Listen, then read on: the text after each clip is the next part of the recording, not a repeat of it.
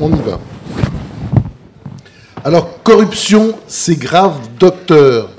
C'est le thème que nous allons aborder aujourd'hui avec le procureur général Éric de Montgolfier, que vous connaissez tous, Marty Lorange, qui est journaliste à Mediapart et qui a travaillé au Monde et publié de nombreux ouvrages sur les banques, Lazare, Rothschild notamment. Madame Catherine Pierce, qui est vice-présidente de Transparence Internationale, France, qui donc étudie la corruption de près en France. Romain Gubert, qui est journaliste à l'hebdomadaire Le Point, enfin journaliste, rédacteur en chef, pardonnez-moi, et qui a publié un best-seller au début de l'année, L'oligarchie des incapables, ça a fait un malheur en librairie, et où il parle notamment d'ailleurs de la corruption, mais d'une corruption peut-être plus douce. Alors c'est peut-être comme ça qu'on peut commencer par aborder la question, c'est quand on dit corruption, de quoi on parle?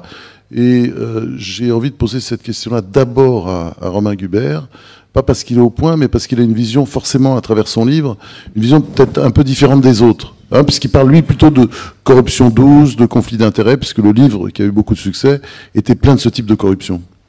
Bah, la corruption, en fait, c'est le mécanisme de la définition elle-même, on la connaît tous. Hein, c'est l'acte de pervertir une décision par un gain monétaire. Mais il y a plein de formes de corruption, et chaque histoire de corruption est évidemment très singulière, puisqu'il s'agit d'un acte entre une personne qui va corrompre et une personne qui accepte d'être corrompue. Mais je voulais commencer par 2-3 affaires pour qu'on se mette bien dans la tête ce que ça peut être. Dans notre pays, par exemple, c'est la fameuse...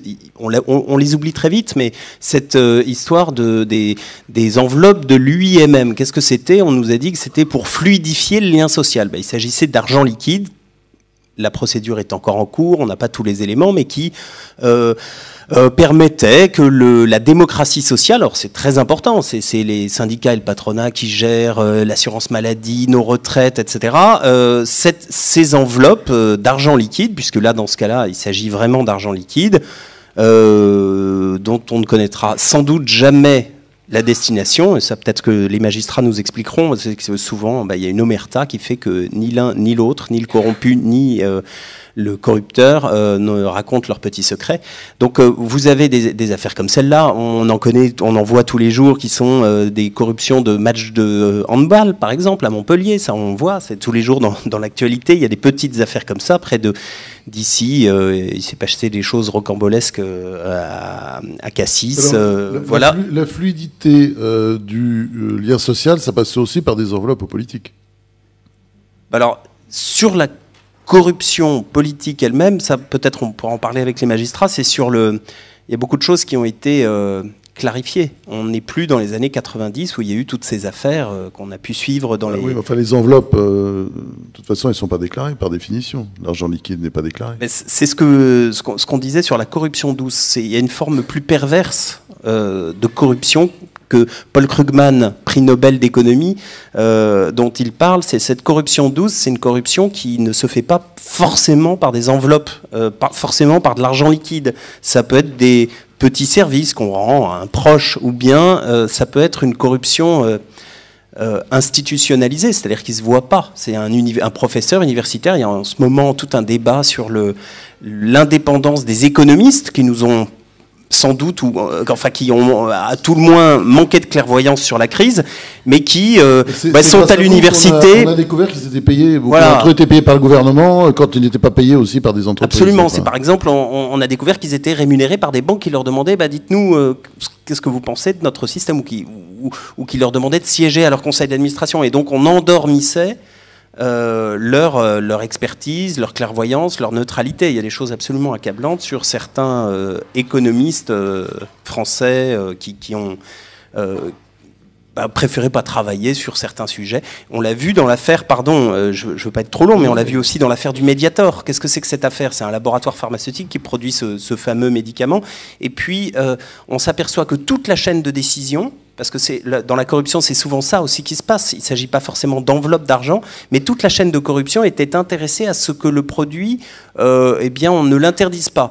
Pourquoi? Parce qu'on s'aperçoit que un ministre de la Santé dont on peut parler, mais enfin, je ne vais pas l'accuser nommément, mais qui était très très lié au laboratoire Servier. Sa compagne travaillait pour le laboratoire Servier. Et puis les autorités administratives, on s'aperçoit que eh bien, elles n'étaient pas non plus totalement indépendantes et n'ont pas pu dire mais pourquoi vous avez interdit le Mediator au Canada, pourquoi le Mediator est interdit dans d'autres pays et pourquoi en France, eh bien, voilà, il a suffi de cette femme, Irène Frachon, qui a milité pendant une quinzaine d'années pour dire attention, attention, pour que le couvercle soit soulevé et qu'on s'aperçoive que des parlementaires étaient très proches des laboratoires Servier. Et donc c'est une forme de corruption où il y avait probablement, ou peut-être pas, j'en sais rien, d'enveloppes qui circulaient, mais il y avait une chaîne de gens qui étaient intéressés à ce que finalement le laboratoire Servier continue à faire ses belles affaires sur ce médicament. Romain Gubert vient de nous parler donc, de la corruption douce, avec un petit côté comique, d'ailleurs, c'est une sorte de corruption cachée. Et Éric de Montgolfier, lui, c'est un spécialiste de la corruption dure. N'est-ce pas? C'est ça un peu. Ça existe encore, la corruption dure. Il y a de meilleurs spécialistes que moi de la corruption, il y a les praticiens. Ils sont innombrables. Parce que je vous trouve très pudique, vous avez raison, mais c'est vos discours qui est un petit peu doux, là, quand vous dites un ancien ministre que je ne veux pas nommer, mais c'est pas le même que celui qu'on a trouvé dans la commission sur la transparence de la vie publique? Non, c'était pas Roselyne Bachelot, non. Rassurez-nous, parce que quand vous prononcez pas de nom, on les soupçonne tous.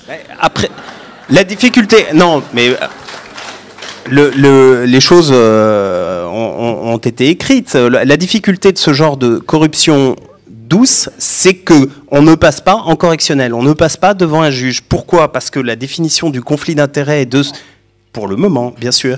C'est-à-dire que notre loi est très poreuse. On peut donner une autorisation de mise sur le marché d'un médicament et avoir son conjoint qui travaille dans un laboratoire pharmaceutique sans que... Alors, on va écouter maintenant la voix du droit. La loi n'a rien à voir là-dedans, elle n'est pas poreuse, elle permet mais faut-il encore avoir la volonté de le faire? Or, nous sommes dans un système qui absorbe assez bien la corruption. C'est en cela qu'à mon avis, elle est douce. Vous savez, la corruption la plus basique, c'est celle qui consiste à donner un peu d'argent à la caisse électorale d'un parti en échange de quelques services qui peuvent être, chacun peut comprendre. Le classement d'un timbre-amende, vous savez, c'est aussi ça de la corruption. Et en cela, elle est douce. Parce que si vous dites à ceux qu'ils font de la corruption, ils vont vous regarder un peu étonnés. Ah bon, je fais de la corruption? Et oui, il y a beaucoup de corruption de cette nature, des petites corruptions. On ne va pas se focaliser sur les très grosses. Moi, je crois que ce qui est gênant dans la corruption, c'est qu'elle est insidieuse, précisément. Puis j'ajoute que bien fort aujourd'hui est celui qui dira quel est l'état de la corruption dans notre pays. Moi, j'en ai vu quelques-unes, comme ça, mais où on est souvent aussi à la frontière, toujours un peu peureuse, de la morale publique et, j'allais dire, de la morale légale. C'est toujours les deux cercles, le cercle de la loi et le cercle de la morale. Le cercle de la morale étant beaucoup plus large que celui de la loi. Mais la prise illégale d'intérêt, ça existe quand même.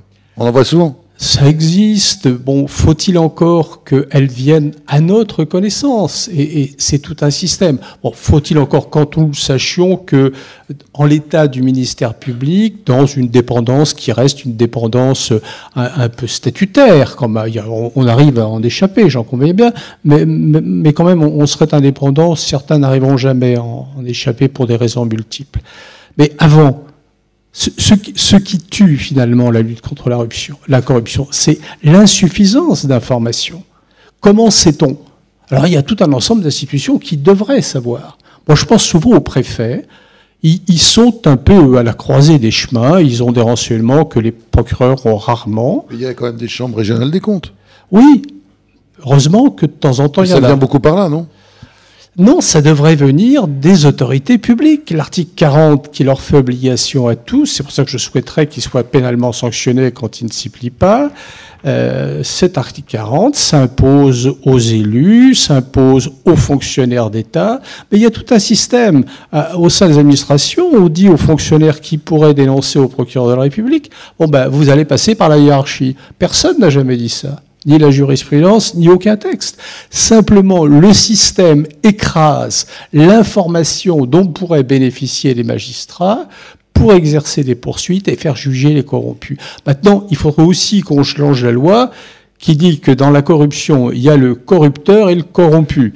Et on n'a aucune chance d'avoir le témoignage du corrompu s'il est également poursuivi. Il ne va pas venir nous dire « Monsieur, j'ai été corrompu », parce qu'aussitôt, on va s'abattre sur lui sans être bien sûr de pouvoir s'abattre sur le corrupteur. Il faudra peut-être qu'on réfléchisse à cette question-là. C'est peut-être pas très moral, mais légalement, ce serait plus productif.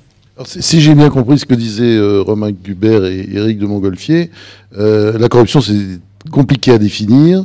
Elle est principalement douce. Vous êtes d'accord, Martine Orange ? Il y a des cas de corruption dure. Bon, on les connaît tous. C'est les contrats d'armement, par exemple. C'est les grands contrats de marché public qui donnent lieu souvent à des sanctions quand on les prend, qui donnent parfois des sanctions très lourdes. On peut parler de Siemens qui a été condamné à de nombreuses amendes, mais aussi Alstom. On peut parler aussi des banques. Je veux dire, HSBC est en train de négocier une amende record avec les autorités américaines pour fait de corruption et de trafic. Donc la corruption lourde telle qu'on l'a définie, elle existe toujours, mais il y a aussi ce qui est plus grave, c'est que à côté de maintenant, il y a une tolérance vis-à-vis de pratiques de corruption plus ou moins douces qui fait que c'est en train de se répandre de façon beaucoup plus importante qu'on ne le pense.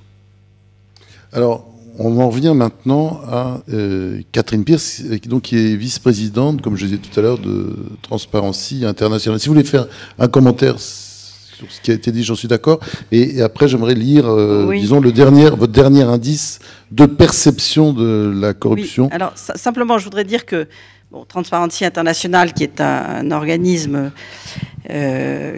qui a pour objet unique, finalement, d'essayer de combattre la corruption dans le monde et qui est un organisme qui a été créé en Allemagne et qui se trouve actuellement dans environ 110 pays dans le monde, a apporté une définition de la corruption qui est la nôtre, et qui est l'abus. Pour nous, la corruption, c'est l'abus à des fins privées d'un pouvoir qui a été reçu en délégation. Donc c'est beaucoup plus large, si vous voulez, que la simple définition du code pénal. Voilà.